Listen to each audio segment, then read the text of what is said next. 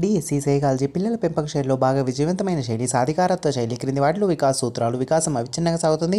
వికాసంలో వైయక్తిక భేదాలు ఉంటాయి. వికాసం సంచితమైనది. ఆర్మీ ఆల్ఫా పరీక్ష దీనికి ఉదాహరణ. సామూహిక ప్రజ్ఞా పరీక్ష ప్రజ్ఞకు సంబంధించి ద్వికారక సిద్ధాంతాన్ని ప్రతిపాదించిన వారు స్పియర్మన్. క్రింది వాటిలో మూర్తిమత్వానికి సంబంధించిన ప్రక్షేపక పరీక్షలు రోషాక్, సిరామర్కల్ పరీక్ష, పిల్లల గ్రాహక పరీక్ష, పద సంసర్గ పరీక్ష. అయాన్కు హోంవర్క్ చేయాలని లేదు, అలాగని తరగతి ఉపాధ్యాయులతో చివాట్లు తినాలని లేదు. అయాన్ యొక్క సంఘర్షణ పరిహార హిందీ బాగా వచ్చిన వ్యక్తి సంస్కృతం నేర్చుకోవడంలో ఇమిడి ఉన్న అభ్యసన బదలాయింపు రకం అనుకూల బదలాయింపు. విన్సీ ఒక అర్ధరహిత పదాల జాబితాను 20 ప్రయత్నాల్లో చదివి నేర్చుకోండి. ఒక వారం తర్వాత అదే జాబితాను తిరిగి నేర్చుకోవాల్సి వచ్చింది. ఈసారి విన్సీ 13 ప్రయత్నాల్లోనే ఆ పనిని చేయగలిగింది. విన్సీ పొదుపు గణన 35. క్రింది వాటిలో గెస్టాల్ట్ వాదులు కోహెలర్, కోఫ్కా, వర్తీమర్.